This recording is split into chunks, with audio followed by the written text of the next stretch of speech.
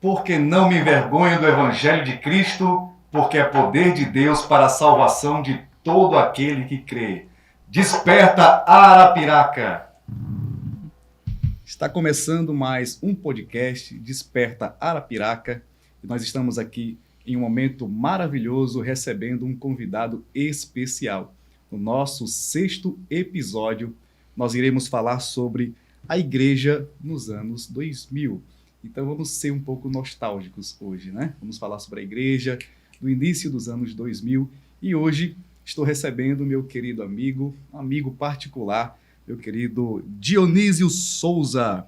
Ele é diácono, é psicólogo e é youtuber. Então, uma pessoa bem influente que eu tenho o maior prazer de estar recebendo hoje, para a glória de Deus. Vamos bater um papo, né? Sobre a igreja antiga, não tão antiga assim, mas dos anos 2000 em diante, quais são as nossas lembranças, aquilo que nos marcou. Então, Dionísio, seja muito bem-vindo.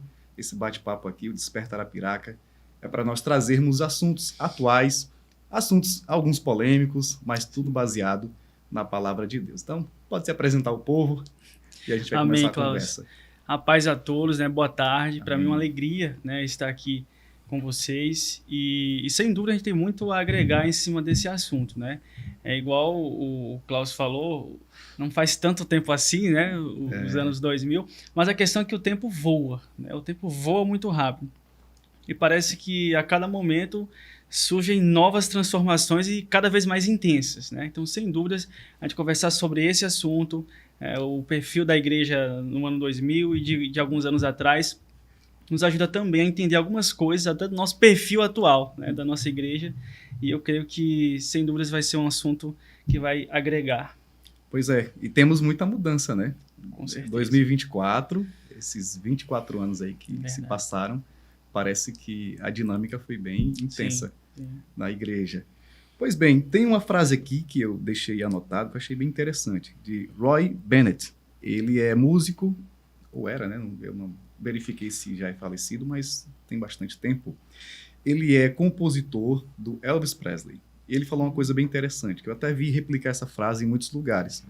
Passado não é lugar de permanência, mas de referência. Para que as pessoas não precisem voltar ao passado para permanecer nele, por conta das mudanças, da atualidade, mas olhar para o passado como uma referência, para manter, olhando para frente e agregando os valores, né? Para modificar aquilo que precisa ser modificado, absorver o que precisa e descartar aquilo que não foi proveitoso. Então é bem interessante essa frase. E como nós vamos falar sobre o passado, resgatar o passado, né? Analisar o passado, eu tenho 2 textos bíblicos que eu queria que, por gentileza, você me ajudasse. Eu vou ler um aqui, que é Salmos 77, e o verso 11, e eu vou te pedir para ler em Josué 4. Josué 4, do verso 2 ao 7. Para que a gente possa usar esses 2 textos como base para a nossa conversa, nosso bate-papo. E o primeiro deles é em Salmos. Salmos 77 e o verso 11. Na versão que tem em mãos aqui, que é atualizada, ela diz assim: Recordo os feitos do Senhor, pois me lembro da tua maravilha da antiguidade. Vou repetir aqui. Recordo os feitos do Senhor, pois me lembro das tuas maravilhas da antiguidade. Então o salmista estava falando aqui que ele recordava dos feitos de Deus e das maravilhas que Deus havia feito na antiguidade, mostrando que nós temos sim referência do passado, e quando a gente pensar em entristecer por algum fato atual, momentâneo, vamos nos lembrar da glória do passado e isso vai reacender essa chama. Isso é bem interessante, bem importante. Por gentileza, meu querido Dionísio, Josué 4, versos 2 a 7. Tomai do povo 12 homens, de cada tribo um homem, e mandai-lhes, dizendo: Tirai daqui, do meio do Jordão, do lugar onde estavam firmes os pés dos sacerdotes, 12 pedras, e levai-as convosco à outra margem, e depositai-as no alojamento em que haveis de passar esta noite. Chamou, pois, Josué os 12 homens que escolhera dos filhos de Israel, de cada tribo um homem. E disse-lhe Josué: passai adiante da arca do Senhor vosso Deus, ao meio do Jordão, e cada um levante uma pedra sobre o ombro, segundo o número das tribos dos filhos de Israel, para que isso seja por sinal entre vós. E quando vossos filhos no futuro perguntarem, dizendo: que significam estas pedras? Então lhes direis que as águas do Jordão se separaram diante da arca da aliança do Senhor, passando ela pelo Jordão. Separaram-se as águas do Jordão. Assim, estas pedras serão para sempre por memorial aos filhos de Israel. Que texto maravilhoso para falar de referência do passado, né? Sem dúvida. Josué dando a ordem para que 12 líderes, um de cada tribo, fosse ao meio do rio Jordão, pegasse uma pedra, e onde estava a arca, né? No meio do rio, o rio estava aberto para o povo passar, e cada um deles deveria levar uma pedra para fora do rio e amontoar como um memorial, um monumento, para que todo o povo que visse aquele memorial perguntasse, do que se trata isso? Então, os pais iriam dizer: olha, nós passamos o rio Jordão, foram os feitos do Senhor. Então, esse é um sinal de lembrança, um memorial que não deveria ser esquecido. Então, isso baseia muito o que a gente vai conversar. Os feitos antigos, sim, os anos 2000, eu me converti no ano 2001, então eu peguei muito dessa época do primeiro amor, crente fervoroso, né? Muitos valores que a gente precisa resgatar. Então, para começar com as perguntas, né, que eu separei aqui, que a gente vai conversar ao longo da entrevista, uma das que mais me chamou a atenção foi essa: as inspirações que nós temos perto, né? Muita gente fala: minha inspiração é fulano, lá de longe, Estados Unidos, São Paulo. Mas eu queria começar perguntando quais são as suas inspirações próximos a você, né? Os pastores, obreiros, líderes, ou até mesmo dentro da família, alguém que te inspirou, as pessoas que te inspiraram para que você mantivesse a sua fé, para que você crescesse espiritualmente. Perfeito. Eu acho isso muito importante, essa questão de referência, né? A gente precisa ter referências, pessoas que nos instruem, que nos inspiram. E eu tive assim, um privilégio a minha vida inteira eu passei na igreja, né? Eu cresci em um lar cristão. Que bom. Eu peguei esse tempo que você falou, um pouco mais antes, né? Embora que, conforme a gente vai se desenvolvendo melhor, a gente vai tendo um senso crítico mais aguçado, né? De entender mais algumas coisas e tal. E a respeito dessa questão de referência, né, atualmente, sem dúvidas, para mim, uma grande referência para mim, você falou até dentro da família pode, né? Pode. O meu pai foi uma grande referência para mim.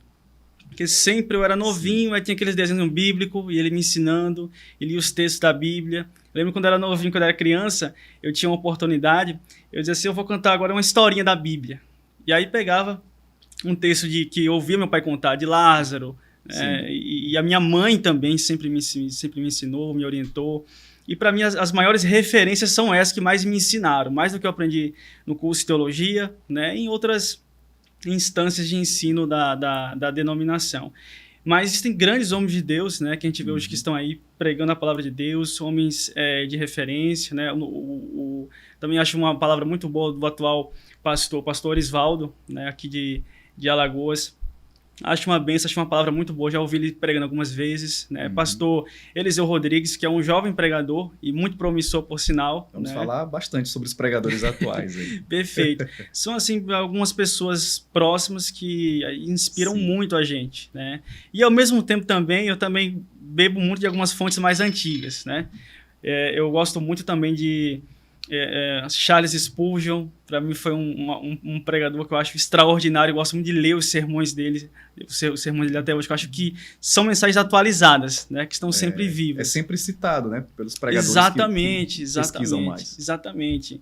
John Bunyan com o livro Peregrino, né, que é um livro assim que, depois da Bíblia, eu acho que é o livro que mais me influenciou espiritualmente, é o livro O Peregrino.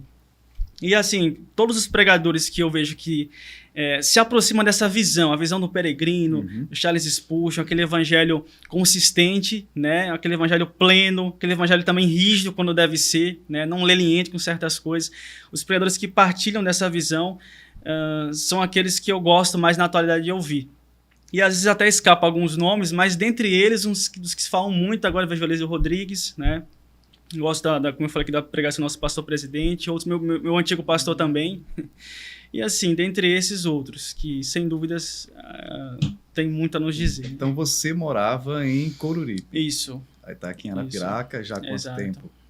Eu tô aqui há mais ou menos uns 4, 5 anos. Então é recente, né? É porque eu morei aqui primeiro, né? Naquela época, aí me mudei, fui para Coruripe, passei alguns anos lá. Aí me formei também, aí depois morei aqui.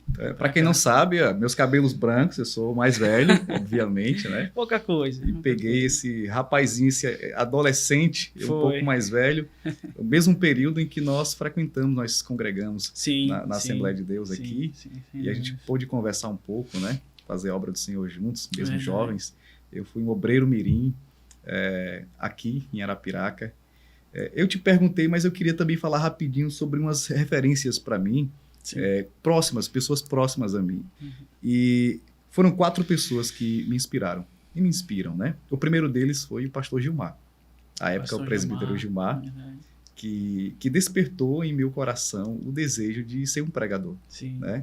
Quando ele realizava aqueles cultos para as crianças lá... Que você era obreiro, né? Obreiro mirim, né? Que eu fui chamado para ser obreiro mirim. E não era aquele culto que cantava aquelas musiquinhas de criança, não. Era fogo, poder e glória. É verdade. Eu estava ali com 11 anos, 12 anos, mas estava vendo as coisas acontecerem, a glória de Deus. E eu desejei vendo o pastor Gilmar com a dedicação dele, com a força. Um abraço, pastor Gilmar. Deus continue te abençoando. Vez outra a gente se encontra. A minha outra referência foi o pastor Ricardo. E só ratificando, porque eu também frequentava esses cultos, eu gostava muito, né? E justamente por causa disso, não tinha aquele tom assim infantil, né? Isso, exato. Era uma mensagem assim atualizada, que se um adulto estivesse ali, recebia e aprendia também. Sabe o que é interessante? É que muita gente que estava no culto lá embaixo, né? Porque era o primeiro andar, que ele realizava o culto com as crianças. O pessoal dava uma escapulida lá de baixo e subia. Subia, é verdade. Porque às vezes... Verdade. E eu me lembro do pessoal chorando, né? Criança, adolescente, chorando. Eu tive contato com profecia, forte. curas. Sim. Então eu vivenciei na minha adolescência, início da adolescência, esse ambiente poderoso. E isso me incentivou muito a fazer a obra do Senhor. Exato. Então ele me levava, ele ia pregar, era convidado para pregar, né? Grandes eventos. E antes de pregar, ele conversava com o pastor para que o pastor me desse 5 minutos de oportunidade. Então, eu lá com meus 14 anos de idade, já ia com ele. Ele ia pregar, mas antes me dava oportunidade, minha perna tremia diante de um público mais de 100 pessoas, 200 em alguns lugares. Mas ali foi uma oportunidade muito boa para que eu pudesse desenvolver o meu chamado. Então, sou muito grato ao pastor Gilmar. Sou muito grato ao pastor Ricardo Oliveira, que foi pastor nosso aqui em Arapiraca. Para mim foi uma inspiração de organização da mensagem. Né? Até a bênção apostólica que eu impetro hoje, eu aprendi do pastor Ricardo. Então, assim, muitos valores, a liturgia do culto, a forma de dirigir, eu absorvi dele. Então, é aquela coisa, a gente não imita os trejeitos em tudo, né? Até que no começo a gente até imita. Até se tornar, de fato, uma identidade. Mas são pessoas que a gente se inspira e vai absorvendo, e coisas que ficam para a vida, né? A partir do momento que a gente vai crescendo, a gente vai diferenciando, né? Tendo a nossa identidade, mas alguns valores, eles permanecem e não saem. Então, pastor Gilmar, pastor Ricardo, eu passei um período morando em Aracaju, pastor Jorge, que foi aquele que me introduziu à vida como obreiro, né? Já na fase adulta, lá em Aracaju, sou muito grato ao pastor Jorge. Eu não cheguei a ser diácono separado ao diaconato. Eu era um cooperador auxiliar e já servia como um diácono, de certa forma. E o pastor Jorge, ele, através do ministério, me consagrou ao presbitério. Né? Eu pulei a fogueira do diaconato. Ele, você já ministra a palavra, então vai ser um excelente presbítero. Então, louvo a Deus pela vida dele. E, por último, o meu sogro, pastor Irineu. Pastor Irineu. Com todas as limitações, mesmo assim, ele é um exemplo para mim. Porque, assim, ele sofre uma enfermidade desde os 30 anos de idade. Ele tem 69. Ele conversou comigo, né? Pois é. Desde os 30 anos, um bom tempo. Então, ele carrega as dores há muito tempo. Ele mora na zona rural. E é um cara resiliente, né? A forma dele lidar com o problema, lógico, ele teve apoio da família, que é muito importante. Sim. Mas eu percebo que ele tem uma resiliência muito boa, né? ter lidado com problemas. Então, quando eu olho para ele, eu me inspiro bastante, porque eu vejo que mesmo com dores, com limitações, ele sempre está presente. Ele sempre busca fazer o melhor para a obra. Então, são essas pessoas que, assim, de perto, me inspiraram e foram e são referência para mim. Sim. Por isso que é bom tirar a pedra do meio do rio, colocar lá fora, para quando a gente olhar, ter essa boa lembrança, né, dos milagres, das coisas que aconteceram no passado. Você falou de separação de obreiro aí, me lembrei do pastor Wilton, que, por sinal, é o vice-presidente da Assembleia de Deus atualmente, né, que foi meu antigo pastor. E o pastor que eu tive mais, assim, convivência, né, ao longo da minha vida foi que eu fiquei mais tempo. E ele me separou, quando ele me separou do diaconato, eu lembro que era bem novinho ainda, era solteiro, né? Quando os obreiros foram separados lá... Isso é raro, né? É raro, exatamente. Raro. Todo mundo tinha suas esposas. Eu fui o único que estava ali sozinho, ali na hora do pastor orar, né? Ministrar aquela palavra, né? Sim.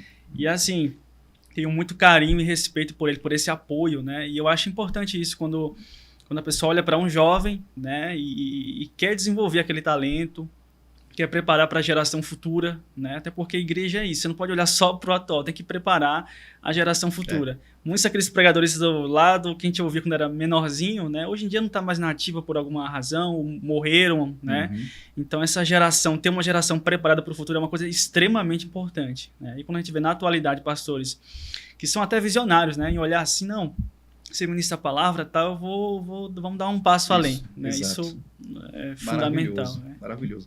Agora, passando um pouco em relação à imagem da igreja, né? Passaram-se os anos, 2000, quando a gente se converteu, era um costume nosso, né? Na Assembleia de Deus, pelo menos. A gente entrava e dobrava os joelhos, né?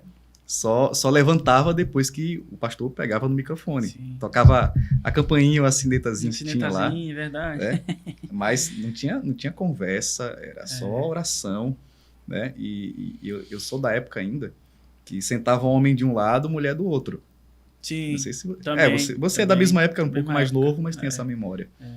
Era homem do lado, mulher do outro, e cada um procurava seu lugarzinho lá de oração, e não tinha conversa, né?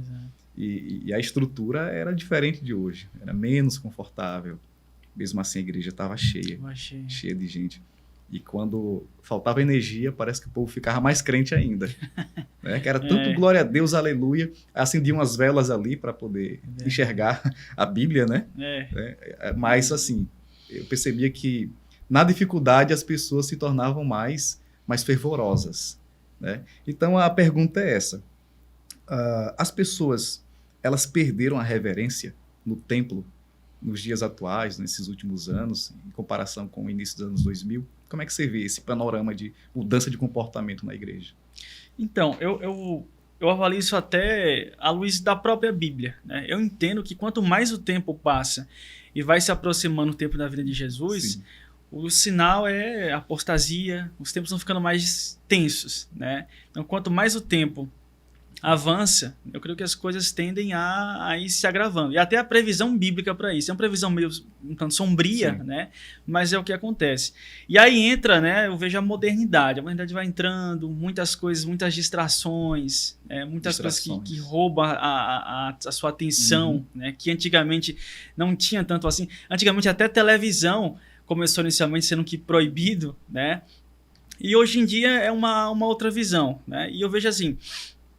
Era a caixa preta de Satanás. Exatamente. Exatamente. Eita. E assim, tem um lado um pouco talvez do extremismo, mas às vezes é aquilo que eu até já falei em outros momentos. Apesar do extremismo em alguns certos pontos, às vezes é melhor o excesso de zelo, né, do que a libertinagem. Né? Às vezes o excesso de zelo ele blinda a igreja, a vida de alguém de certos riscos de queda, né, e de corrupção. Aí eu vejo que as pessoas têm perdido de fato a reverência ao longo do tempo, justamente por conta disso, a modernidade, a distração, a vinda de Jesus se aproximando cada vez mais, né? A gente vê o aglomerado número de escândalos, muitas pessoas perdem assim, o senso de temor a Deus, esse perder senso de temor a Deus vai ficando igual aos tempos de Samuel, que fala que a palavra de Deus era de grande valia, né? Não se havia muita visão manifesta e tal e tal. E quando vai reduzindo isso, né, essa atuação de Deus pelos ministérios, isso deixa as pessoas, eu acho, mas assim, perdendo a noção. Anestesiadas. Exatamente. E perdendo a noção do temor a Deus, né? Porque a falta de reverência envolve uma perca desse temor a Deus. E o temor a Deus, eu vejo que o que alimenta o temor a Deus é justamente a consagração da vida a Deus, e você vê os sinais de Deus acontecendo, você vê a atuação de Deus. Isso alimenta o temor. Mas quando esse temor vai diluindo justamente por causa disso, os escândalos, né, a frieza e tal. E a publicidade dos problemas também, né? Sim. Quanto mais se publica, mais as pessoas pensam, não, perdeu-se o valor da igreja, dos pastores, dos líderes. Exatamente. E uma outra coisa também, que isso aqui é um ponto fundamental. Antigamente não tinha tantas igrejas. Um dia se abre igreja com muita facilidade. Uhum. Tem pessoa que não tem de fato uma chamada de Deus na vida, né? E tipo, abre um ministério sem um compromisso real com Deus. Um status de liderança. Né? Exatamente. É o que acontece. Aí tem igrejas que não são igrejas sérias, infelizmente, e tem muitas assim, né? Aí de repente acontece um escândalo ali, respinga em todas as outras, né? Inclusive nas igrejas sérias, pessoas chamadas por Deus, que têm uma obra firme de evangelismo, que eu até falo com alegria e admiração que você é um exemplo disso, que está aí firme na obra de evangelização, né? Até inicia aqui o programa com o megafone. Tipo, que a gente vê frutos, e a Bíblia diz isso. A árvore a gente conhece pelos frutos. São obras antigas, né? Não precisa reinventar a roda. Exatamente. Caneta Bic. Exatamente. Você não está inventando um método, você está seguindo um método que funcionou, que a igreja cresceu a partir disso, né? Tem uma pregação do Spurgeon que eu acho muito forte, que é Por que tarde o avivamento? Ele fala bem assim, a igreja não precisa de uma locomotiva nova, entendeu? A igreja precisa de vapor, de vida, de combustível. Você não precisa ter um carro novo.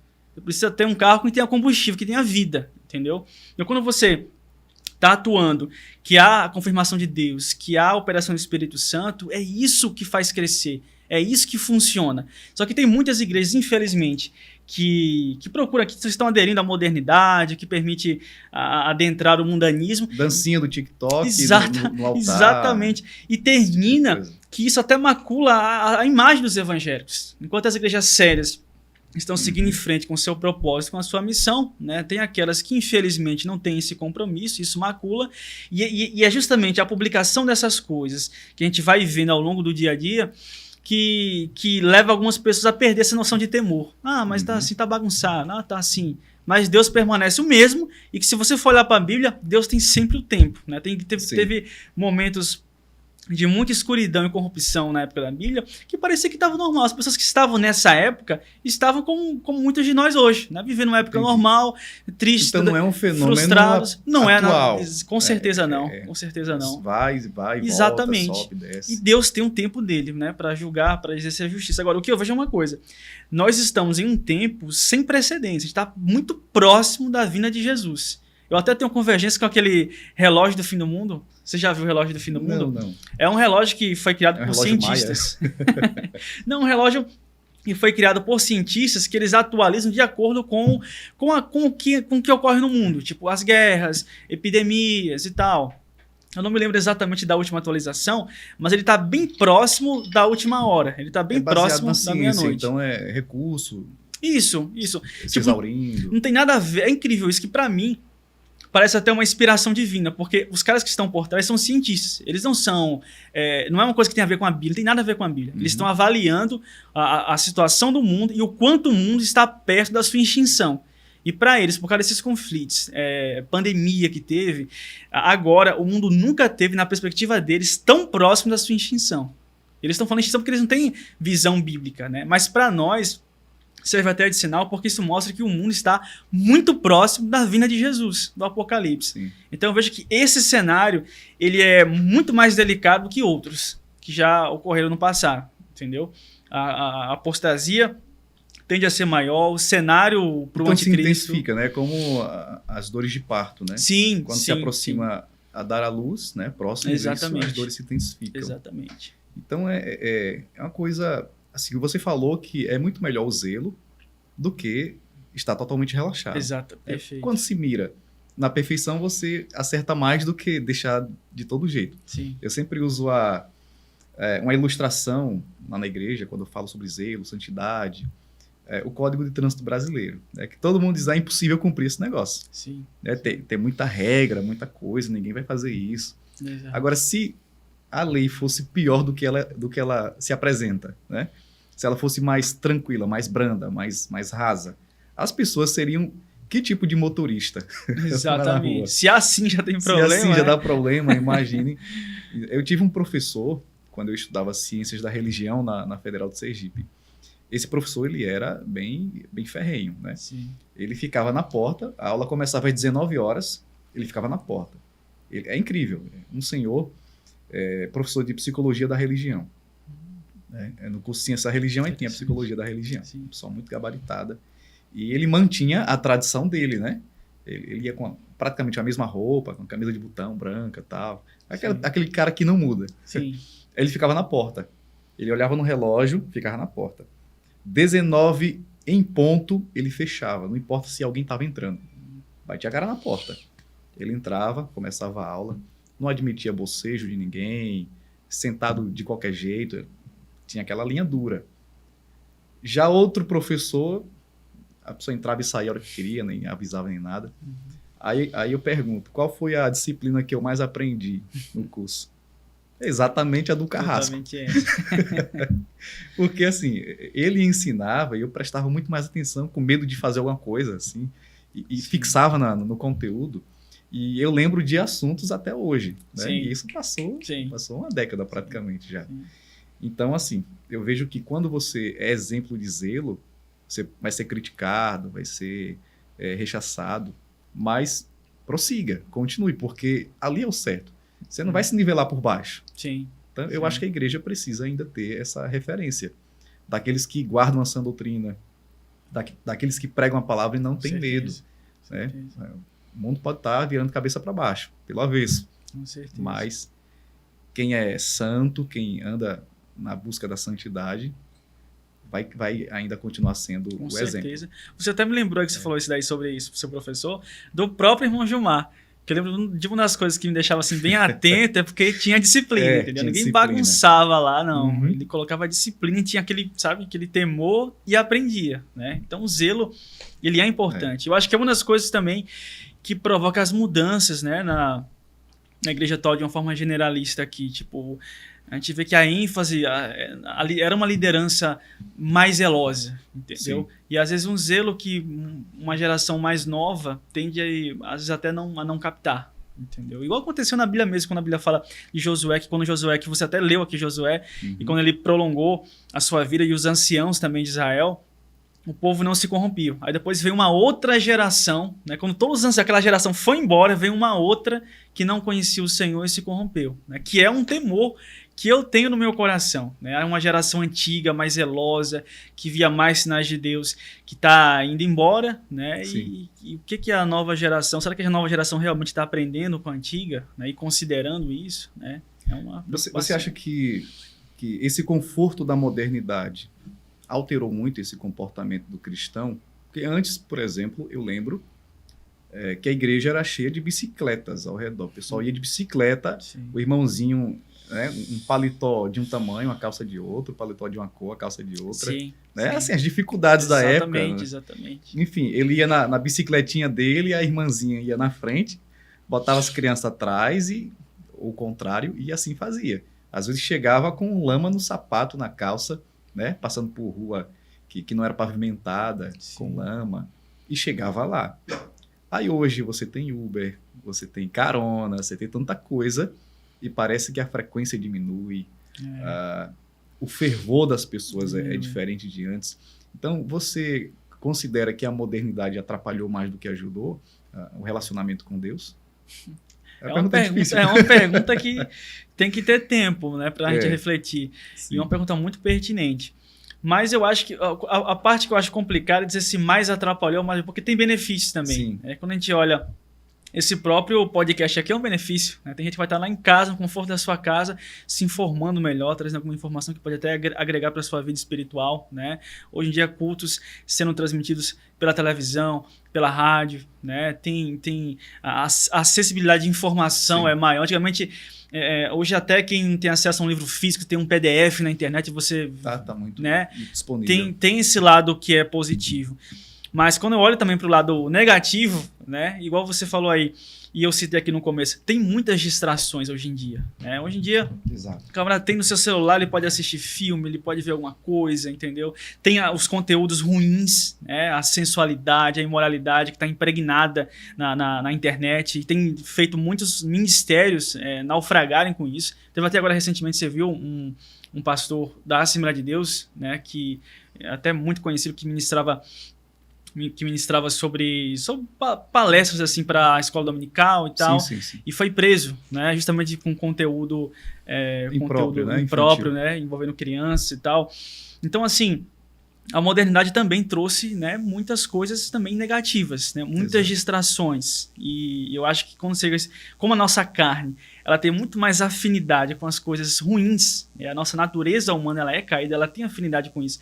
Tem muito mais, o ser humano tem muita mais motivação para pecar, para cometer um tipo de pecado, do que para pensar no céu, nas coisas de Deus, na eternidade. É justamente quando a sua alma está mais conectada com a palavra que começa a vir, até eu acho que tem hino que acho que tem essa expressão aqui, saudade do céu, né? Um sentimento em relação à eternidade, a se aproximar de Deus. Então, assim, nesse sentido, eu vejo que a modernidade provoca muitas distrações e talvez até mais prejuízo do que benefício, né? Porque se você for olhar, antigamente, de fato, eram pessoas mais consagradas, mais firmes na igreja, entendeu? Mais zelosas, mais temerosas, né? Aquele temor de repente, tomar uma santa ceia, tendo cometido algum pecado, aquele temor, que hoje muitos estão perdendo isso, né? E tendo o hábito de faltar, né? Os cultos de ceia, justamente para não participar. É verdade. Perdeu-se muito o temor. É verdade. Mas, como você está falando, tem os pontos positivos e os negativos. O tempo vai passando, a ciência vai aperfeiçoando seus inventos, enfim. Exatamente. Mas a santidade, ela é individual, né? Cada um vai procurar agir com a sua sã consciência. Então, de fato, você condenar a modernidade em relação aos avanços tecnológicos, eu acho muito exagerado, né? Muito extremo. Penso como você. Então, você tem em suas mãos algo que pode ser um promotor de bênção ou de maldição. Exatamente. Cabe aos pastores, aos pais, informarem, trazer um conhecimento sobre o assunto à luz da palavra. Então, eu acho que esse é o propósito, né?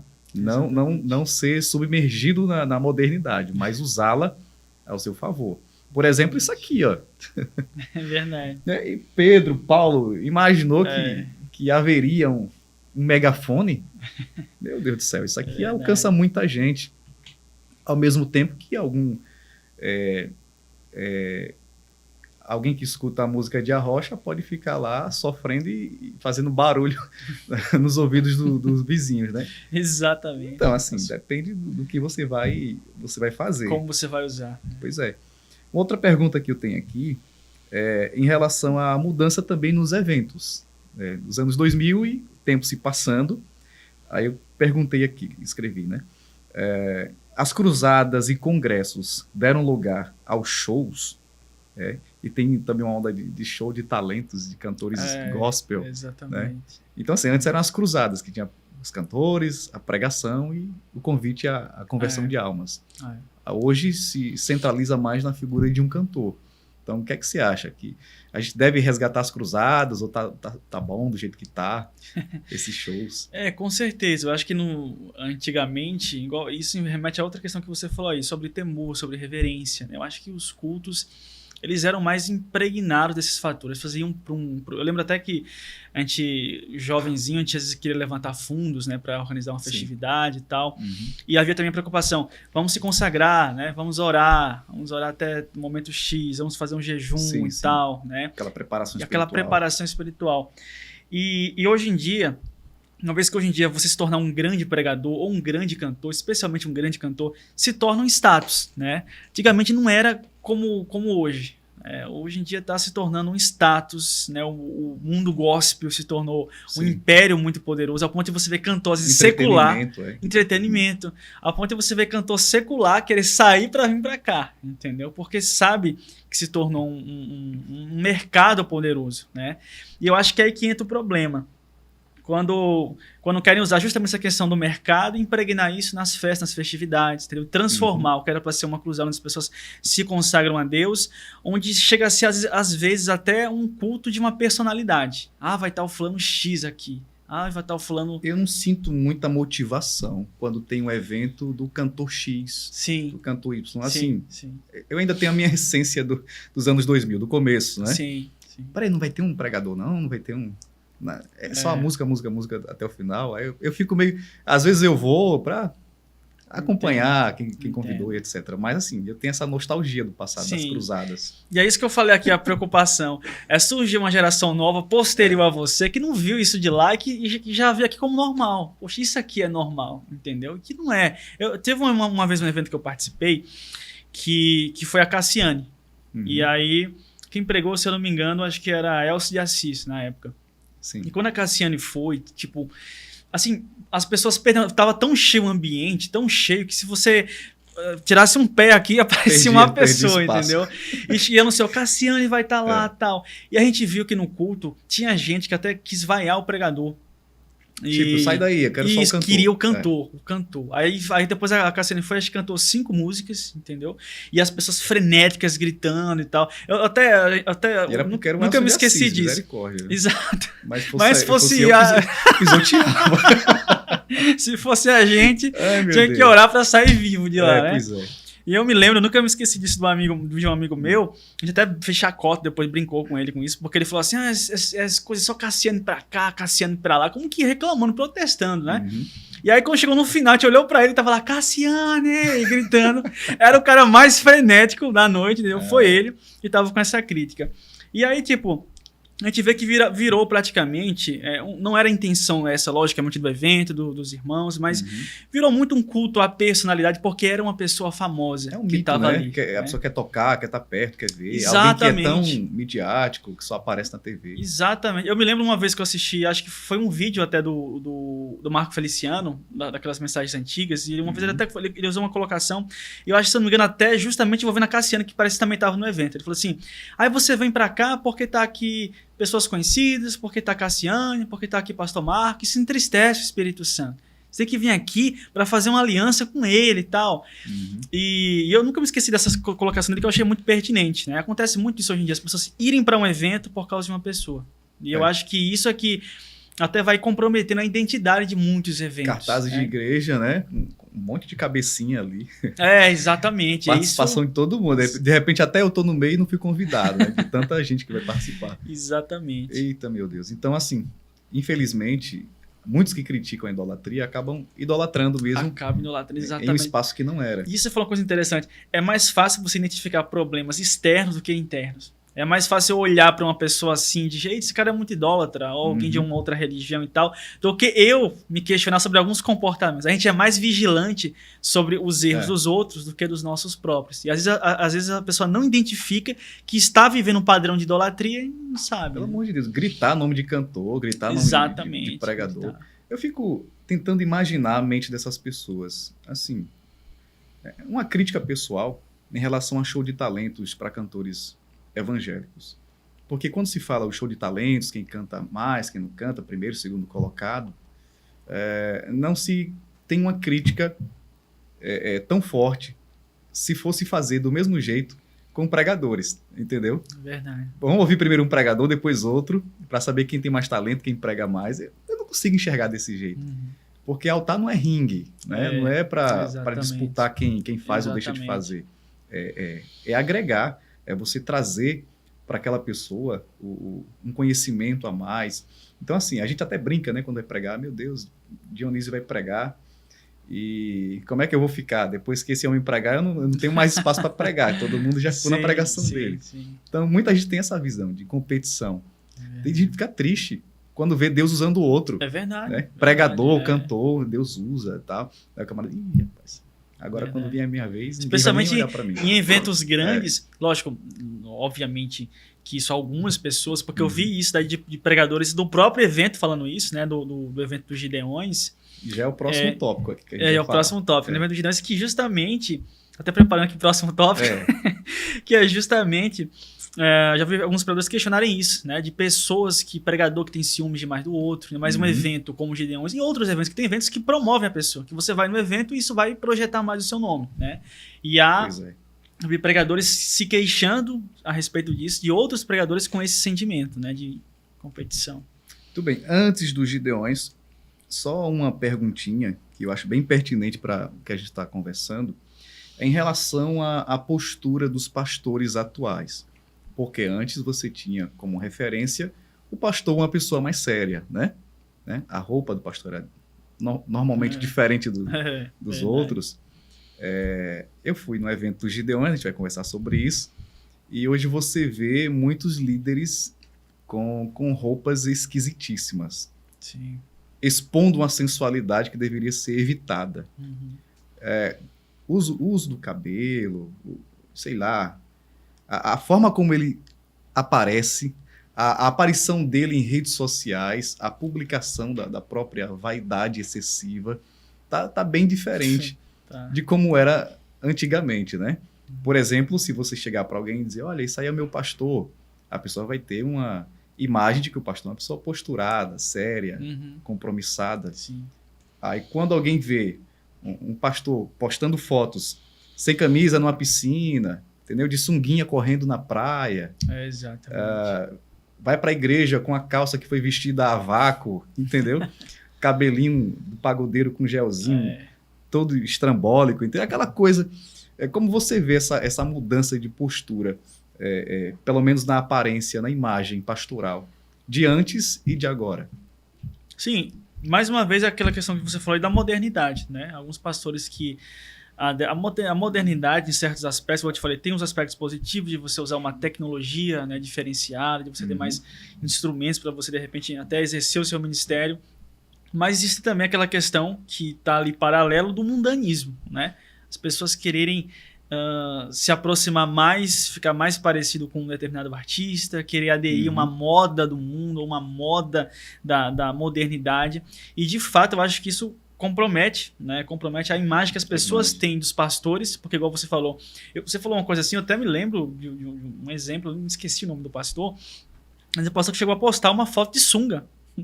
E eu vi muitos comentários assim de pessoas, até de mulheres, dando em cima do cara, porque estava sendo uma foto que transmitia sensualidade, né? E afora outros pastores que, igual você falou, a gente olha para uma roupa X que você olha, uma pessoa que olha não pensa é um pastor que está ali. Tem vários aí, profetizando sem camisa, na beira da praia. Exatamente. Né? Que você olha assim, puxa, não e parece. Tem uns que eu ainda não sei se são humoristas, eu estou falando diante de Deus. Sim. Eu não sei da seriedade dessas pessoas, se elas acreditam naquilo que elas estão fazendo, ou se elas são humoristas. São humoristas. Eu não sei. O Djoma, eu não sei se o Djoma acredita naquilo ou ele é humorista de verdade. Ele disse que é humorista, recentemente. o... Mas agora, né? Antigamente. E a trupe dele. Sério, tem muitos assim. Eu, de fato, não sei essa postura, se eles assumem isso para poder ganhar visualizações. Sim. Esses que tem aí. Que a rede social já divulga o que eles fazem.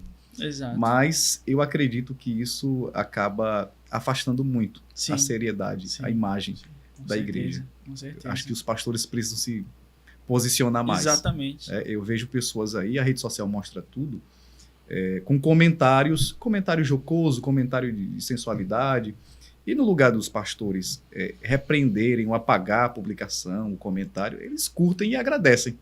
É como se estivesse motivando a pessoa a fazer cada vez mais. Porque é aquilo que a gente até comentou aqui, tem público hoje em dia para todo tipo de pastor e todo tipo de evangelho. Né? Porque tem aquela galera que eu te falei, aquela galera mais nova, né, que não conheceu, que não viu o zelo da geração que é mais antiga, que ainda está em voga, mas uma geração mais antiga, e muitos estão agora se convertendo agora nessa onda e acham assim, que é normal, entendeu? É normal ter um pastor X, assim. Então tem público. Antigamente era muito mais restrito à imagem dos evangélicos. Né? Hoje em dia existe, cada vez mais o público vai ficando mais heterogêneo, né?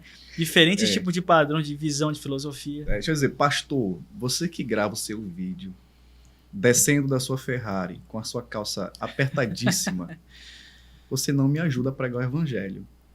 Porque certamente eles vão te bombardear na internet e vão me bombardear também não fazendo isso. Porque acham que o patamar de todo pastor é chegar a esse. Chegar aí, é verdade. Me ajude a pregar o evangelho. Para de pataquada, em nome de Jesus. Perfeito. Vamos falar agora sobre os Gideões, e já é a minha pergunta sobre o evento. Qual é a influência dos Gideões para a igreja pentecostal? Né? Pode falar da experiência sua e o que é que você acha que os Gideões ele marcou para a igreja pentecostal? Então, eu acho uma obra de missões muito poderosa, né? Teve também alguns escândalos, né? A direção dos Gideões foi mudada. Eu digo assim, que na minha infância, até porque com a correria, às vezes a gente não acompanha como antes, né? Antigamente eu acompanhava muito mais alguns pregadores e tal, alguns eventos. E na minha infância, na minha adolescência, né? O Gideões, ele teve assim, uma grande influência, porque eu vi um evento que falava muito forte de missões, na época do saudoso pastor Cisine e tal. Falava dos missionários, às vezes fazia uma reunião, a gente via um missionário ali, missionário da África, e que eu narrava um pouco da história dele e tal. Sim. E isso, assim, influenciava bastante. Até pensar, poxa, que coisa linda, tal, tá fazendo missão. E davam, assim, um certo status para esses missionários. Também no sentido de pregação. Até nós somos ao mesmo tempo a Casa das Napas que tinha locadora? Casa das Napas. Casa das Napas. Eu agradeço a Deus por aquele lugar, viu? É verdade. Não tinha internet, né? Exatamente. Era aqueles VHS, né? E o que eu já gastei de dinheiro ali não era brincadeira. Eu não tinha nada assim, novinho e tal. Aí pegava um dinheiro aí, R$2, R$3, locava uma fita, né? Locava até no sábado, para ficar no sábado, domingo e na segunda. Explica esse povo aí que não conhece o que é o VHS. Porque esse povo sabe o que é DVD. É verdade, é verdade. O DVD estão sabendo mais, né? É verdade, interessante isso. Você falou isso, agora eu tava até esquecido do DVD, né? Com o serviço de streaming muda tudo. Mas tinha aquelas fitas, né? Aquelas fitas de VHS, do videocassete, né? E na época, eu lembro que quando eu era mais novo, não tinha nem videocassete eu tinha. Eu pegava, colocava a fita e assistia na casa de um parente. E aí muitas vezes tinha aquele lançamento das pregações dos Gideões, que eu acho que a época que eu mais acompanhei foi até 2004, assim, 2003, 2004. Eu acho que esse auge dos Gideões foi até 2006, por aí. Até 2006, por aí, é verdade. E aí, 2004, eu lembro que eu via que tava lá os lançamentos das pregações, tinha lá Marco Feliciano, né, que era um... Cada ano eram 2 mensagens. Era 2 mensagens. Eu lembro que na época eu tinha o Dia da Aprovação. Eu tinha um tio 2006. meu... Não foi 2004? 2004 esse? 2004, Dia da Aprovação. Essa pregação foi linda. Foi muito forte a pregação. E eu tinha um tio que gostava muito, mas eu não gostava porque toda vez ele queria alocar a mesma fita. Era sempre o Dia da Aprovação. Aluga na sexta para entregar na segunda. Pra pegar na segunda. Aí depois locava de novo. Era a mesma mensagem, entendeu? E a gente alternava, porque eu locava um, ele locava outro, a gente assistia junto. Eu sei que eu assistia, assim, todas as pregações lá, principalmente o Marco Feliciano, acho que todas as pregações do evento lá que saiu eu assistia. E na época também começou o DVD, tinha aquelas banquinhas, assim, no centro, que colocava Gideões, e tinha o nome do pregador, né? E assim... As pregações de Gideões, sem dúvidas, me influenciaram muito. Até a minha vontade, né, ainda mais de pregar, de influenciar as pessoas com a palavra de Deus, né? E aquelas mensagens firmes de doutrina e tal. Isso sempre inflama o meu coração até o dia de hoje, né? Só que a gente sabe, tudo que ganha relevância sempre tem os problemas, né? Eu acho que os Gideões, com o tempo, também tem a questão da elitização, de se tornar... um certo status pregar lá, né? E às vezes pregadores que queriam estar lá para se projetar, até pagando, querer pagar para estar lá, e nisso que começa a macular um pouco, né? Mas sem dúvidas para mim foi um evento muito importante e continua sendo, né? Continua sendo um evento. Chegou a usar o suspensório do Marco Feliciano? Eu não cheguei não, mas alguns bordões na época eu até usava, entendeu? Muito bem. Então, marcou demais, né? Com certeza. E sim, todo mundo ouvia. Uma coisa que hoje em dia eu não vejo mais tanto, na época do Marco Feliciano eu via muito, era colocar título em pregação. Sim. Quando ela ia pregar, eu quero dar um tema a essa mensagem. Eu lembro que uma vez um irmão foi ter a oportunidade para dar uma saudação, ele deu um título na saudação. Ele leu uns 4 versículos e deu um título ali, entendeu? E era legal isso daí, né? Eu via muito o Marco Feliciano falar isso, de outros pregadores, o tema dessa pregação vai ser X, né? E outras tendências também que surgiram. Coisa boa. Essa bandeirinha aqui, ó, que vocês estão vendo, é um brinde que eu ganhei lá nos Gideões. Eu sempre tive vontade de conhecer os Gideões, né? Assim como Dionísio. Sim. Eu assistia os vídeos da Casa das Napas, depois passou para DVD, e sentava lá e chorava, sentado sozinho assistindo o vídeo. Depois o tempo foi passando, aí surgiram as lan houses, né? Ia para lan house, aí já começou a ser divulgado o evento dos Gideões no site, né? Eu lembro, a última vez que eu assisti foi o pastor Elson de Assis, pregando sobre os segredos da fama de Elias, de Eliseu. Sim. Alguma coisa assim, o tema. Assisti também. E acabou meu tempo e ainda estava na metade da mensagem. Passei disse, por Jesus, isso. não faz isso comigo, não. Adolescentezinho, chega a sair triste. Meu Deus, eu queria tanto assistir até o final. O tempo foi passando, aí depois a gente ganhou o notebook, aí vinha aquele modem, não sei o que era, que colocava no notebook e a gente pagava por mês. Sim. Aí eu fui assistir um evento de Gideões, paguei mais de R$200 de tanto consumir os vídeos, né? A pregação 1 a 2 horas, enfim. Aí o tempo foi passando, a gente casa, a gente começa a trabalhar. Então isso fica um pouco esquecido. Exatamente. Aí o Gideões ficou assim, não totalmente esquecido, ficou meio que adormecido dentro de mim. Porque as pregações do Marco Feliciano me incentivaram muito.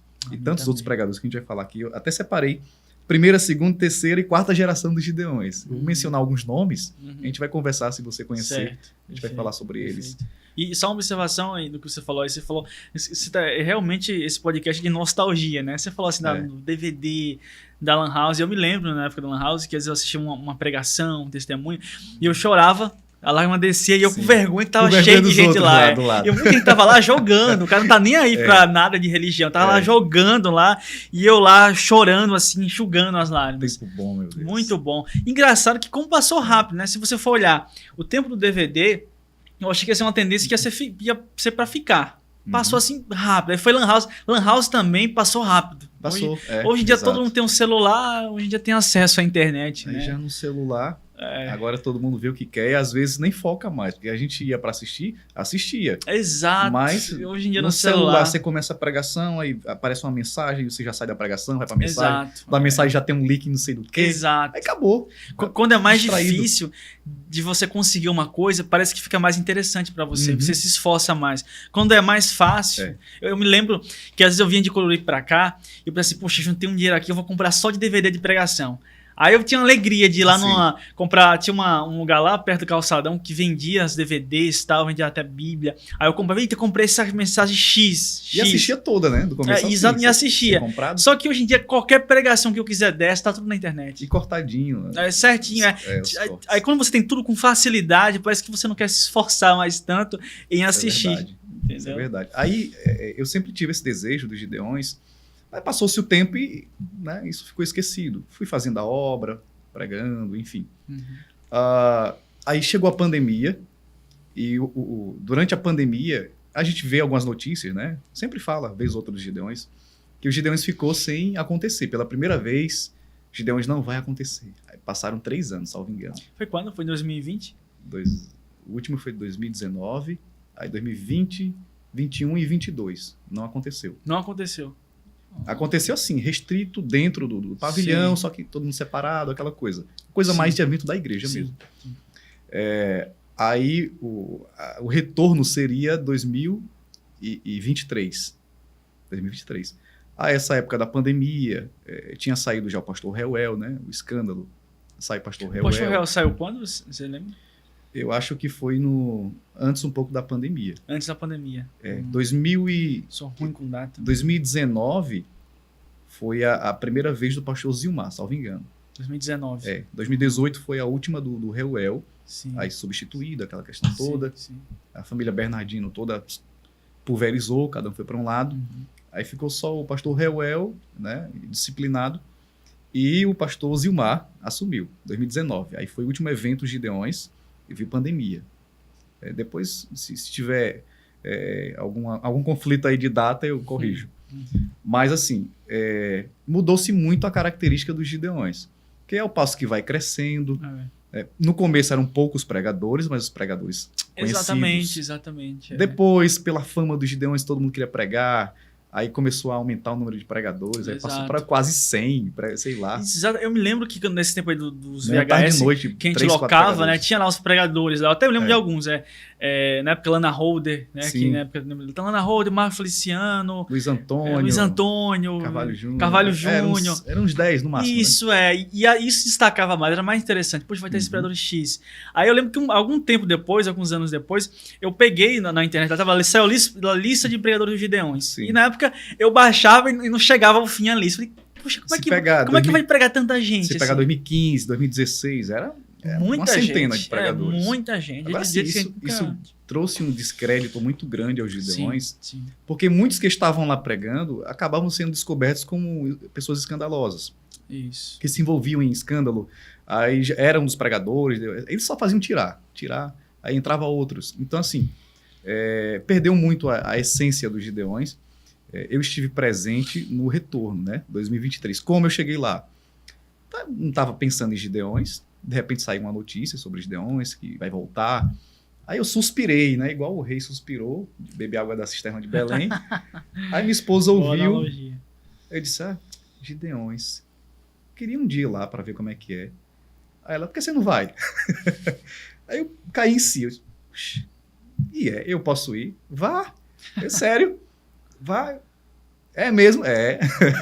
Igual na mãe, é só mergulhar, é fácil. Assim, eu adolescente, eu ficava ali babando, querendo, desejando tanto ver estar lá, saber como eram os bastidores, por trás, fora do evento. Enfim, ela assim simplesmente, vá, você não quer ir? De repente você aprende muita coisa e tudo.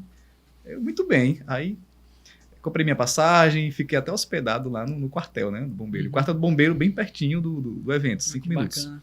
Então assim, fui sozinho e lá eu comecei a ver tudo o que eu imaginava, né, como eram os bastidores. Eu vi presencialmente todas as coisas, conversei com os pastores, e como era um retorno, eles estavam muito nostálgicos, né?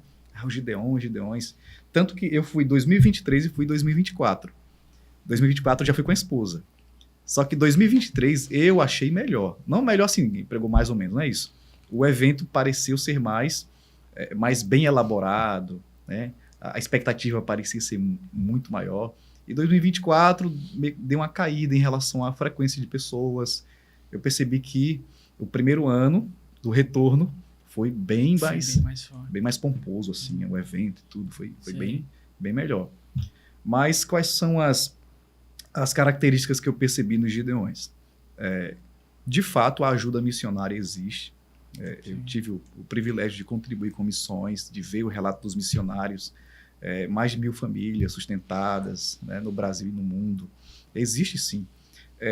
E eles estão tentando reformar os Gideões, tirar aquele status, né, de gente oportunista, diminuir mais uma vez a lista de pregadores, que não é mais a centena, chega acho que em torno de 30 pregadores. Esse ano agora que você foi 30? Eu não sei exatamente, mas por aí. Mas foi menos, né? Foi menos, bem menos. Legal. Então, assim, tem uma palavra missionária de manhã, que é um podcast, inclusive, que eles fazem, com uma entrevista com os missionários. Excelente. Eu senti seriedade no trabalho. No entanto, assim, as vaidades ainda permanecem em alguns. Então, é difícil você arrancar tudo de uma vez. É como se você estivesse pegando uma água límpida e tentando derramar sobre um vaso que já foi imaculado por muito tempo, né? Mas eu sinto sim que há seriedade, e eu pude presenciar muitos pregadores. Eles têm tentado reformar de fato, trazendo pregadores bíblicos, pregadores que não se envolvem em escândalo. Né? Então, assim, tá realmente uma obra muito boa. E eu acredito que aquilo que é nostálgico do nosso tempo, aqueles pregadores que a gente acompanhou, tá um pouco diferente, porque são outros pregadores. No entanto, a gente gosta do Pentecoste, gosta né? Sem dúvida, daquele movimento espiritual, né? Um Pentecoste saudável. Não é esse neopentecostalismo, não. Com certeza. Com muita coisa. Enfim, então eu creio que seja uma influência muito boa. E o cristão verdadeiro, ele vai saber tirar a espinha e comer o peixe. Exatamente. Né? Tem umas gerações aqui de pregadores. Eu vou citar e a gente vai comentar sobre eles. A primeira geração. Eu tirei essas gerações assistindo um podcast. Um podcast não, foi uma live do pastor Marco Feliciano com o pastor Eliseu Rodrigues. Ah, que interessante. Saiu aquela polêmica que o Marco Feliciano não conhecia o Eliseu Rodrigues. Ah, sim.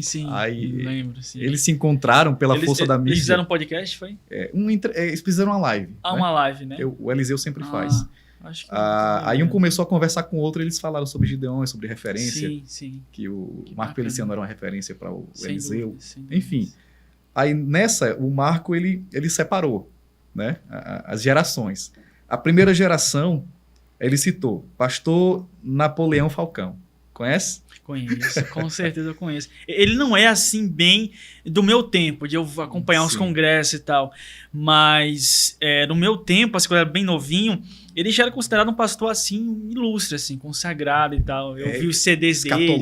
Escatológico, as 7 trombetas do Apocalipse e tal. Sim. E eu conheci ele a partir assim, dos CDs e tal. A gente é raiz, viu?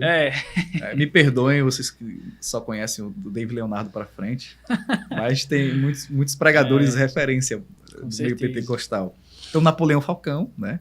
Sim. Eu tive o privilégio de ouvi-lo em 2023. E foi? Lá. Aí ele pregou sobre, inclusive, o Apocalipse, lá no ginásio. Gesiel Gomes.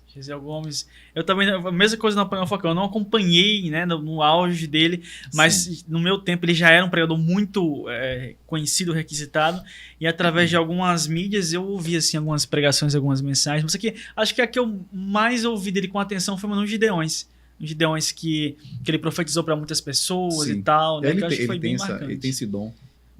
Dom de revelação tem. Muito forte na vida dele. Exato.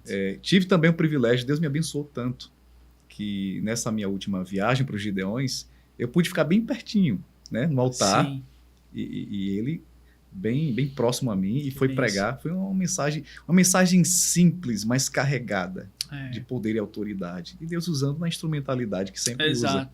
Então tive o privilégio, olha que privilégio eu tive, de ouvir o Napoleão Falcão, o ano passado, e de ouvir o Gesiel Gomes esse ano, lá nos Gideões. Então, e é um senhor que já vai para os seus 80, 80 e poucos anos, quase 80, ele parece ter bastante vigor, assim, vigor, né? Prega lúcido, tem um texto bíblico na cabeça, uma pessoa incrível. E 2 nordestinos, né? O Napoleão Falcão é paraibano, e o Gesiel Gomes é maranhense. Então, as referências nordestinas aí pra gente. Outro, Idecaso Takayama. Takayama é outro também que não é do meu tempo, mas eu via uns DVDs, inclusive tem um tio que só falava nele, Takayama é o melhor pregador do mundo, o melhor pregador e tal. Primeira geração, japonesinho, pregador. Hoje ele é deputado, né? Hoje? Ele chegou a ser, né? Deputado, eu não sei se ele continua político. Também não sei se ele continua a ser. Ele tá bem sumido, lá né? em Curitiba. Acho que ficou mais recluso, né? Das redes sociais. E já deve ser um idoso também. Enfim, porque japonês não parece tanto, né? Verdade. Mas ele já é um idoso. E o Gilvan Rodrigues. Aí encerrou aqui a primeira geração, segundo o Marco Feliciano. Conhece o Gilvan Rodrigues? Desses que você falou, é o que eu menos conheço. Eu já ouvi pregação dele, mas foi o que eu menos acompanhei. Mas já ouvi falar dele, já vi uma mensagem simples, mas carregada de unção. Poderosa. Então, essa é a primeira geração. A segunda geração é pastor Gilmar Santos, de Goiás. Sim. Muito usado por Deus em curas, né? Gilmar Santos, uma autoridade tremenda. Tem até uma pregação nos Gideões que Deus o usa para revelar uma moça que estava fazendo quimioterapia, que estava no meio da multidão. Aí ele falou, eu estou esperando essa moça. Então, quando a mulher chegou perto dele, ele já foi logo colocando a mão na peruca dela, tirando. Quando ele tirou a peruca, aí a mulher foi no Gideões, aí? Gideões. Eu também, as mensagens que eu conheço do Gilmar foi no... Tem a do colete, né? A do colete da cantora, que a cantora sofreu um acidente e tal. Foi, eu lembro. Aí tirou o colete, ficou com o colete na mão. Enfim, muitas coisas. Gilmar Santos, pastor de Goiás, foi muito usado por Deus, os Gideões. Eu espero que retorne, né? Porque assim, diminui o número de pregadores, mas vez ou outra os antigos retornam. Verdade. Luiz Antônio, conheceu o pastor Luiz Antônio? Luiz Antônio, eu conheci só uma mensagem dele, que ele foi o que morreu de acidente, né? De avião. Foi aquela mensagem dos rabiscos, Sim. né? Foi só aquela mensagem que eu conheci. Tremendo. Né? Luiz Antônio, inclusive, já pregou nos congressos da Assembleia aqui, em Arapiraca. Tive o privilégio de vê-lo ministrar aqui em Arapiraca. Esses pregadores conhecidos, por incrível que pareça, eu nunca tive presente. Eu vi muitos desses pregadores aí, nunca tive a oportunidade igual você de estar presente. Os congressos que aconteciam, hoje é show, mas os congressos aqui que tinham, movia muita gente. Sim. Então, o Luiz Antônio tive o privilégio. E não depois da sua partida, eu tive o privilégio de ver o filho, o Eliezer Luiz, pregando lá em Camboriú. Não conhecia. Né? Que é a mesma voz do pai. Mesma voz. Inclusive, o pastor Luiz Antônio, gaúcho, ele era uma referência no estado, né, de pregador. E uma pregação dele nos Gideões, ele relatou uma visão que teve, que ele estava falando da própria morte. Inclusive, foi até entrevista isso. Sim, verdade, eu lembro disso. Que ele visualizou uma cena trágica, pessoas sendo colocadas dentro de sacos, uma coisa escura e tal. Né? Enfim, aí, pouco depois disso, teve um acidente com ele. E a Bíblia dele ficou intacta. O avião incendiou inteiro, e o filho dele, o Eliezer Luiz, levou a Bíblia dele para o evento esse ano. A Bíblia do meu pai aqui. Inclusive, na pregação do Marco Feliciano, atual, nos Gideões do Ginásio, o Eliezer Luiz, que é o filho dele, pediu permissão, tomou o microfone e profetizou. Depois, quem tiver curiosidade, vê lá a pregação do Marco Feliciano. Então, vamos lá. Terceira geração está terminando já. Aí já conversou, acho que mais de uma hora. Terceira geração. Aí entra o Marco Feliciano. Inclusive, na pregação, ele até dizia: como é que eu vou chegar lá, pai? Com esses pregadores não vai ter espaço para mim. Aí, não, Deus tem os seus chamados. Não importa. E se tornou, acho que, um dos maiores Gideões, né? Para mim, o Marco Feliciano é uma referência de mensagem, porque eu me identifico muito com a mensagem dele. É uma mensagem que aborda muito a psicologia, a mente do personagem bíblico. Ele escolhe um personagem, ele vai narrando a história do personagem e o que se passa na cabeça dele. Ele gosta de fazer umas inferências. Sim. Né? E me corrija se eu estiver errado, mas as conjecturas, né? Ele fazia conjecturas, eu gosto dessas coisas. Aquela mensagem dele o grande conflito é muito engraçada, que ele fala: e o diabo tava lá querendo fazer a barba, tal, meio triste, né? Preparando porque ia ter a cabeça esmagada. Ele faz umas colocações umas assim, colocações, né? Que faz a gente viajar um pouco, né? Aquelas da cobra, venha cá, sua caninana. João, para, não. Esse é o Cordeiro de Deus. É engraçado. E ele fazia umas conjecturas bem interessantes, que ilustrava a história na mente da gente. Eu não sei se eu tô certo, mas eu acho que foi o cara que mais pregou em Gideões, né? Ininterrupto. Ininterrupto, né? Inclusive. Nem isso, nem Napoleão, nem acho que 28 anos, salvo engano. Seguidos para ele basicamente faz parte da história dos Gideões, né? Entrou em 98 e permanece até hoje. Um único pregador que permanece. Único, né? Todos os anos nos Gideões. Aí, Marco Feliciano, Abílio Santana. Abílio Santana é aquele camarada, né? Às vezes tá bem, às vezes não tá, enfim.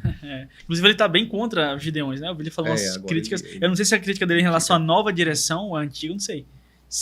É uma crítica à nova. A nova, né? Nova. Então tá vigente. Ele gostava de como era antes. Ele era amigo, acho que do Reuel, né? Isso, e tal. Pois é. Então, o Abílio, Adeildo Costa. Adeildo, vi aquele testemunho dele. Testemunho do mendigo, né? Mendigo. Elson de Assis foi desse foi o único que eu vi pregar pessoalmente. Aqui, acho inclusive, duas vezes. Em Arapiraca ele pregou. Foi, em Arapiraca, exatamente. Você tá até esquecido que eu vim em Arapiraca também. E vi lá onde eu morei anteriormente, lá em Coloripe, ele também pregou algumas vezes. Uma benção. Hoje, salvo engano, ele é pastor na Advec. Lá no Rio. Elson de Assis, Neiro da Cioli. Nerildo, eu me lembro. Alagoas gosta muito dele, né? Ele veio bastante aqui. Eu lembro daquela mensagem dele, do Gal. Glória que sobe, glória que desce, a visão de Ezequiel. Coisa boa. Carvalho Júnior. Eita! Toalhinha. Vamos me corrigir agora, exatamente. Eu não só ouvi o Elson, eu vi o Carvalho também. Foi um congresso aqui, né? Eu até me lembro de uma mensagem dele, Carlos, que eu nunca me esqueci. Eu te lembro até do tema da mensagem. Foi As Feridas de Jeremias. Ele pregou lá no ginásio aqui. E para mim foi uma mensagem muito marcante. Eu tava até procurando esse dia na internet. Poxa, será que eu encontro essa mensagem? E eu encontrei. Tinha poucas visualizações, acho que umas 300 visualizações. Mas tá ali a mensagem. Eu falei, poxa, eu tava lá nesse dia. E foi uma mensagem muito boa. E simples. É incrível que a mensagem às vezes se espiritualiza em nossa mente, que parece uma coisa fantástica. Quando você vai ver, é simples. Mas simples com unção, né? Com poder. Com unção. Que é a diferença, né? Então, Paulo Marcelo. Paulo Marcelo também, já ouvi. Mas pregava muito. Verdade. Hoje é um petista raiz, né? ele agora é o pastor do Lula. Do Lula e do ministro, do Alexandre de Moraes. Do Alexandre de Moraes, verdade. Tomara que não corte, né? Enfim. A quarta geração, para gente terminar. Aí eu vou citar rapidamente. Ângelo Galvão, conhece? Conheço. Deixa o Negrão pregar. Deixa o Negrão pregar, já ouvi algumas. Eliseu Rodrigues, uma referência para você, Rodrigues, né? Com certeza, acho um grande pregador. Tanto vi o Ângelo quanto o Eliseu. E o Eliseu, ele recebeu um pepino para descascar lá nos Gideões, né? Não foi? Porque ele foi pregar exatamente no momento em que o Bolsonaro estava lá no altar. E todo mundo querendo foto com o Bolsonaro, aquela coisa toda. Aí foi passado para ele a oportunidade para pregar. Aí qual foi a mensagem que ele usou? Os bezerros de ouro. Que interessante, muito pertinente. Que o povo precisa aprender muita coisa. Tem um excessozinho aí da idolatria. Assim, Júnior Trovão.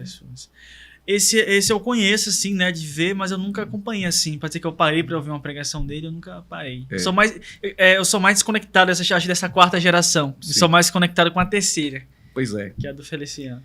Júnior Trovão é bem conhecido, tal, do Rio de Janeiro. Gilmar Fiuza. Esse eu não conheço. Gilmar Fiuza, também é de São Paulo. Inclusive, eu abro um parêntese para dizer que eu estava morando em Aracaju. Eu trabalhava na polícia de Sergipe e eu tinha passado na polícia de São Paulo. Passei para tentar ir para o bombeiro de São Paulo. E minha esposa não queria, né? Tava aquela tristeza. E eu tinha estudado muito. Sei. Eu quase que fechei a prova e ia só fazer o teste físico. Aí, beleza. A esposa triste, mas eu estava motivado, querendo ir. E aí fui para um culto lá em Aracaju, né? Um evento que estava pregando Gilmar Fiuza. Aí Deus toma o Gilmar Fiuza no meio da multidão e diz: tem um jovem aqui no nosso meio. Aí tem um jovem que já está com as malas prontas para ir para São Paulo. Eita. Mas Deus me trouxe hoje aqui. Deus me trouxe de São Paulo para vir hoje aqui, para dizer para esse jovem: desfaz as malas, porque lá não é o teu lugar. Eita. E para provar que é Deus que está falando, aqui também tu não vai ficar. Tu vai voltar para tua terra natal. Rapaz, olha que mensagem. Coisa forte. Minha esposa batendo no meu ombro, baixei a cabeça. Eu disse: Jesus, tem misericórdia, eu queria tanto isso. Não, é isso que é a profecia de Deus. Tipo, se cumprir exatamente, né? Você tá aqui de novo na sua terra natal. E o melhor, Deus te usando aqui, né? Aconteceu isso, aí eu naturalmente ouvi a voz de Deus e não fui fazer o teste físico. E 2 semanas após essa profecia, meu sogro e sogra foram para Aracaju, sem saber do culto, sem saber da profecia. Vieram, sabendo obviamente que eu ia para São Paulo fazer o teste, vieram com a proposta: olha, não vá não para São Paulo, venham para Arapiraca, que aqui, olha, a gente está com um salão que vai desocupar, vocês podem abrir um comércio, vai estar mais perto da gente, lá você vai passar ainda um tempão para se estabelecer. Aí eu não disse nada, eu disse: Deus, o Senhor sabe como faz as coisas. Poxa, já então, o caminho se já veio, né? Para se cumprir. Então viemos para Arapiraca em 2017. Então o Gilmar Fiuza foi um instrumento para que eu não tomasse uma decisão errada. Seus profetas, né? E para finalizar, 2 nomes: Jonathan Carlos, do Rio. Ele tá bem viral assim no YouTube, na internet. É um magrinho, moreninho, que ele até tem um jeito peculiar de falar, né? Que ele já pregou muito nas favelas do Rio de Janeiro, enfim. E por último, Juliano Fraga. Eita, esse é um amigo meu que tem até canal no YouTube, ele me apresentou. Falou assim, a gente falou sobre um negócio de pregadores que cobram para pregar e tal. Ele falou: tem um cara que ele não cobra. Ele foi na igreja, ele não cobra caixinha dele, prega muito bem. Aí me falou desse camarada. Aí, por sinal, fui pesquisar sobre ele, tinha um debate dele lá no César Cavalcante. Isso, no César. Achei muito legal. E assim, tem a linha da gente, assim, né? Ele é muito sério, pré-tribulacionista e tal. Exato. Gostei do cara, gostei. Acho um cara inspirado. Estive na pregação dele esse ano. Ele é cajado, sabe? É bom assim. Mas é bênção do céu, viu? Sim. Então essa é a última safra de pregadores dos Gideões. Falamos sobre Gideões, falamos sobre a igreja moderna, sobre muitos assuntos. Eu sei que se desse a gente passava horas e horas falando aqui. Com certeza, a tarde toda. Eu, graças a Deus, que encontrei um jovem nostálgico que gosta do início dos anos 2000, né? De tudo que aconteceu. Então, gente, eu agradeço muito por esse bate-papo que nós tivemos. Dionísio, suas considerações finais, agradecimento. Foi um prazer, Cláudio, estar aqui. É a primeira vez que eu estou em um podcast. E assim, muito legal, muito bacana, né? Acho que, como eu disse aqui, acho que isso tem a trazer benefício para muitas pessoas a nível de informar melhor, de despertar curiosidade, né? São assuntos que eu acho que é de interesse de pessoas que gostam, de fato, de ouvir uma pregação, ou que gostam de Bíblia, né? Porque pregação envolve Bíblia. Então, acho que esse espaço aqui é muito importante, né? Tá de parabéns aí pela ideia do tema, que até já é um tempo que você tem essa ideia, antes do podcast, né? Sim. A gente queria fazer uma live e tal, e aí chegou o momento, acho muito legal, e que Deus abençoe mais e mais você e nessa iniciativa aqui desse podcast, que eu sei que vai servir de bênção para muitas pessoas. Amém. Gente, o Dionísio, ele é muito modesto, viu? Uma pessoa muito simples. Os irmãos pesquisem lá no YouTube o canal dele, Dionísio Souza. Ele tem mais de 300 mil inscritos. Tá em quanto agora? 318 mil. 318 mil, né? Então ele sempre posta um assunto atual, com base na palavra de Deus, e tem sido bênção para a vida de muitas pessoas. Então vai lá, segue, comenta, curte, compartilha. Eu tenho certeza que você vai ser edificado pela palavra. Meu querido, muito obrigado, de coração. Foi um prazer. E sempre solicito dos meus convidados para a gente fazer uma oração final, para nós concluirmos. E esse é mais um episódio, o 6º episódio do nosso podcast. E nós teremos aí o próximo, convidando mais alguém, um pastor de uma denominação diferente, para a gente poder também continuar batendo um papo aí da palavra de Deus e assuntos atuais. Deus abençoe a todos, vamos fazer essa oração e concluir em nome de Jesus. Fique à vontade, querido. Meu Deus e meu Pai, muito obrigado, Senhor, por esse momento singular de estarmos aqui conversando, discussando a respeito de assuntos pertinentes. Senhor, abençoa a vida de cada pessoa, cada ouvinte, cada espectador que estiver acompanhando esse podcast, que o Senhor venha acompanhar, que o Senhor venha abençoar e visitar com graça, com vida, com esperança, com desejo de se tornar cada vez mais um instrumento nas suas mãos, um instrumento nesse mundo de trevas, mas que o Teu Espírito Santo ainda está atuando, levantando, agindo, batizando. Senhor, abençoa a vida e a família de cada espectador, de cada pessoa que nos acompanhou até aqui. Que a Tua bênção e a Tua graça venham estar sobre cada um, em nome de Jesus. Amém. Amém.